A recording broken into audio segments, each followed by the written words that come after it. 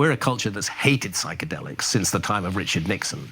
And we kind of just assume that every culture in antiquity also hated psychedelics. No, they didn't. They were deeply involved with psychedelics, whether you're talking about the Eleusinian mysteries in ancient Greece.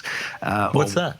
It's a temple, the Temple of Eleusis. It stands just outside of Athens in Greece, what's left of it. They served up a potion to all the initiates. And the initiates included Sophocles, Pindar, Plato himself. All the great minds of ancient world went to Eleusis.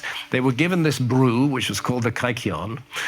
Then they went down into these deep chambers underneath the temple of Eleusis. And then they had extraordinary experiences, which gave them revelations about the nature of reality. They ceased to fear death. They knew that they knew that death was not the end. They had no fear of death anymore after they'd had this experience. Sounds a lot like a psychedelic experience. And then we have the work that's been done on that brew.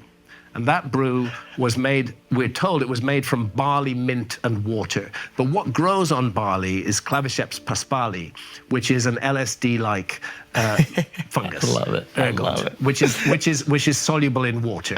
There are ergots that are very dangerous, but there are Ergots? Ergot. Ergot is the class of fungus to which this belongs. Okay.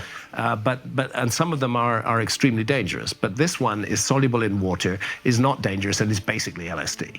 They were drinking LSD in the Temple of Eleusis, and they were having revelations about the meaning of life, and they were creating great philosophy and brilliant ideas at the time. It's, of course, massively connected to this surge of intellectual activity in ancient Greece.